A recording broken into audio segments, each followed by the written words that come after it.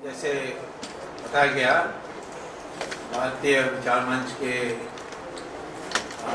मंच से एक और बार मैं अहमदाबाद आया हूँ। मैं परिचय करा देता हूँ दो मेरे साथियों का। Shri Jagdish Shetty, all India general secretary जनता पार्टी, ये 1977 से जनता पार्टी में रहे हैं। इसी प्रकार से बम्बई में पहले थे KP शाह, आजकल अहमदाबाद में बस गए हैं। आजकल माने बहुत साल हो गए। और 77 से जनता पार्टी में थे हमारे साथ घाटकोपर में, जब मैं घाटकोपर का उस एरिया का प्रतिनिधि था पार्लियामेंट में, लोकसभा में। और अब ये जनता पार्टी का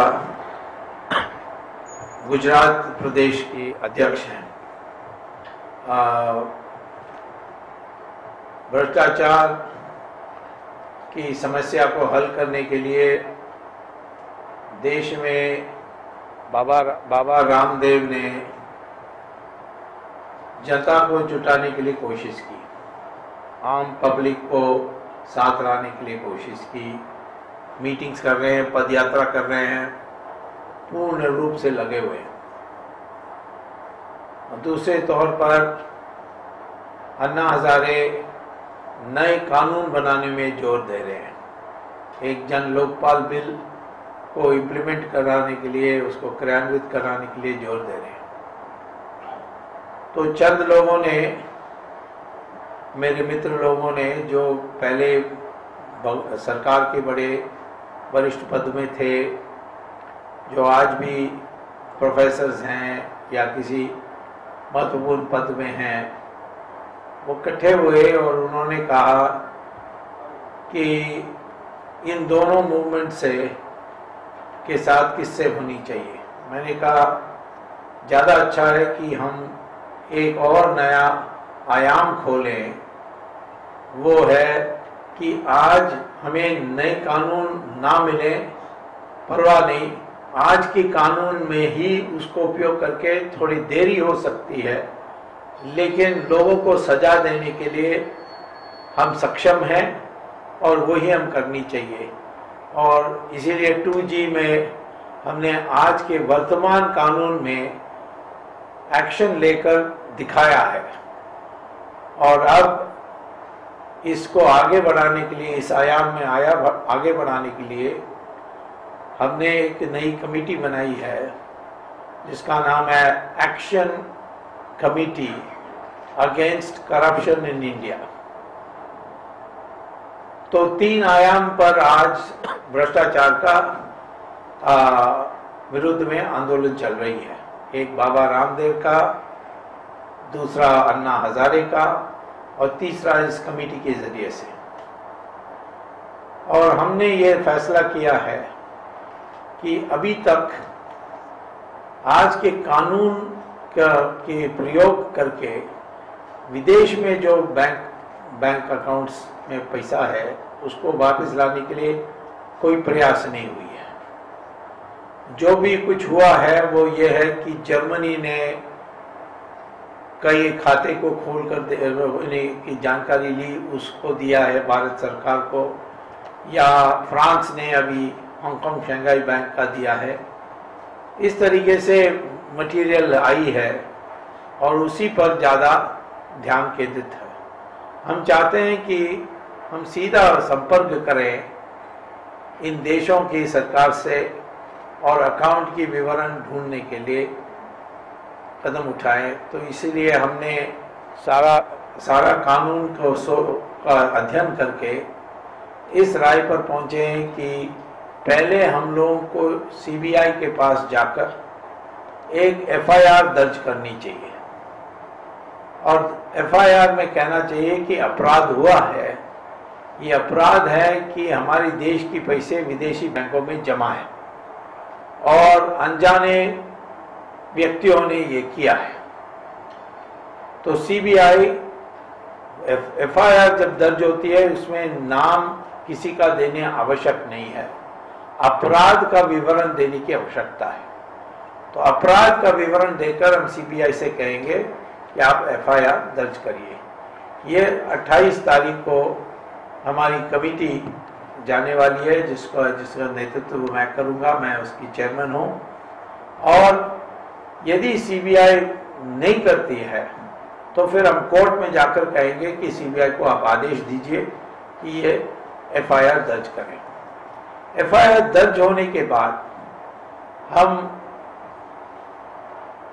इंडिया के कोई कोर्ट में जाकर एक लेटर रोगेटरी मांगेंगे। ये नियम है कि जब आप विदेश में कोई भारतीय अपराध करता है, उसके लिए आप कोई एक्शन लेने चाहते हैं, तो हिंदुस्तान की कोर्ट से एक चिट्ठी लेनी चाहिए, जिसको लेटर रोगेटरी कहते हैं। वो सहायता मांगने की चिट्ठी होती है, उसको लेकर उस देश की कोर्ट में जाकर जमा करनी चाहिए। उसके बाद वो कोर्ट वहाँ की सरकार को आदेश देगी कि मदद दो। तो हमने ये तय किया है कि स्विट्जरलैंड में पहले हम जाएंगे ये लेटर रोगेटरी लेकर, और स्विट्जरलैंड बैंक में जो खाता है, जो बैंक अकाउंट्स हैं, उसका विवरण लाएंगे।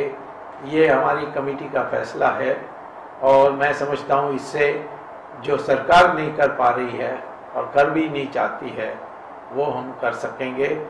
देश के जो पैसा है वो लगभग 70 लाख करोड़ रुपए विदेशों में जमा है, और यदि ये 70 लाख करोड़ रुपए वापस आ जाएं तो हमारे देश के लिए किसी को 10 साल के लिए टैक्स नहीं भरना होगा और 110 विश्वविद्यालय खोल सकेंगे। देश की सारे जो इंफ्रास्ट्रक्चर, रोड और पावर सिस्टम्स हैं, उसकी सारी आवश्यकता पूरा कर सकते हैं। तो ये सारे देश की पैसा को वापस लाने ये महत्वपूर्ण है। तो एक बात मैं ये कहना चाहता हूँ। दूसरा है कि खेद की बात है कि कांग्रेस अब हारने की स्थिति में आ गई है, तो इसीलिए वो दुनिया भर की गलत काम करने लगे हैं। एक बहुत भयंकर देशद्रोही काम कांग्रेस ने किया है, खास तौर पर सोनिया गांधी ने किया है, कि उन्होंने एक बिल तैयार की है जिसका नाम है communal and targeted violence bill. ऐसा बिल आपको दुनिया में कहीं नहीं मिलेगा। ये उन्होंने लॉ मिनिस्ट्री को भेजा है और एक प्रकार से आदेश दिया है सोनिया गांधी ने कि इस बिल को कानून बनाओ, विधि बनाओ, और उन्होंने लॉ मिनिस्ट्री को भेजा है। इस बिल में यह कहा गया है कि यदि कोई कहीं हिंदू मुस्लिम दंगा होगी तो ये पहला माना जाएगा कि हिंदुओं ने किया, और हिंदुओं को सफाई देना होगा कि हमने नहीं किया। अब ये कानून में तो ऐसा है ही नहीं, परंतु ये बिल्कुल इस कानून को उल्टा कर रहे हैं। यहां तक कह रहे हैं कि एक हिंदू पुरुष और एक मुस्लिम महिला एक घर में बसे हुए हैं, तो पहला मान्यता होगी कि इस हिंदू पुरुष ने उस मुस्लिम महिला की बलात्कार की है। ये सेक्शन 7 ऑफ द एक्ट में। इस प्रकार से हिंदू को टारगेट करके, हिंदू को नीचा दिखा करके वो समझते हैं कि हो सकता है कि इससे मुसलमान खुश हो जाएगा, क्रिश्चियन खुश हो जाएगा और हमें वोट मिल जाएगी। परंतु ये तो देशद्रोही का काम है, और मैंने इसीलिए दिल्ली के क्राइम ब्रांच में एक कंप्लेंट दी है कि एक एफआईआर सोनिया गांधी के विरुद्ध में, क्योंकि ये बिल तैयार की गई सोनिया गांधी की अध्यक्षता में, उस नेशनल एडवाइजरी काउंसिल की अध्यक्षता करते हुए ये बिल तैयार हुई। तो सोनिया गांधी और उनके कमेटी मेंबर्स के नाम पर एफआईआर दर्ज करने के लिए मैंने 10 दिन पहले दिल्ली की क्राइम ब्रांच पर मैंने कंप्लेंट दी है। अभी तक इन्होंने, पुलिस की हिम्मत नहीं हुई एफआईआर दर्ज करने के लिए, इसीलिए मैं सुप्रीम कोर्ट में ये अभी जो बीच में चिदम्बरम का मामला है ये पूरा हो जाने दीजिए, उसके बाद मैं जाकर ये एफआईआर दर्ज करके सोनिया गांधी की गिरफ्तारी मांगूंगा कि उनकी पूछताछ उनके घर में नहीं हो सकती है, ये पूछताछ तिहाड़ जेल में ही हो सकेगी, इसीलिए उनकी गिरफ्तारी की मांग करने वाला हूँ। ये इस बिल का डट के सबको विरोध करना चाहिए और यदि ये बिल को वापस ले लेते हैं डर के मारे तब भी पर्याप्त नहीं है, इनको माफी मांगनी चाहिए देश से कि ऐसा विचार भी इनके दिमाग में आया है। जिस देश में 83% हिंदू है और हिंदू ने सेक्युलरिज्म को स्वीकार किया, इसीलिए देश में सेक्युलरिज्म है, इस देश में उस हिंदू के इस प्रकार से अपमान किया जा रहा है, ये मैं समझता हूँ हम उनकी माफी के बिना कभी इसको छोड़ नहीं सकते। तो ये दो विषय मैं कहना चाहता हूँ। एक छोटा सा तीसरा विषय है, मैं सरकार से कहता हूँ कि ये किंगफिशर के लिए जिन्होंने जो सरकार सोच रही है कुछ पैसा देने के लिए बैंकों से, मैं ये कहता हूँ कि सरकार मांग करनी चाहिए कि मलिया वो शराब की जो उसकी फैक्ट्रीज हैं उसको बंद करना चाहिए, नहीं तो सरकारी पैसे उसको बिल्कुल नहीं मिलनी चाहिए।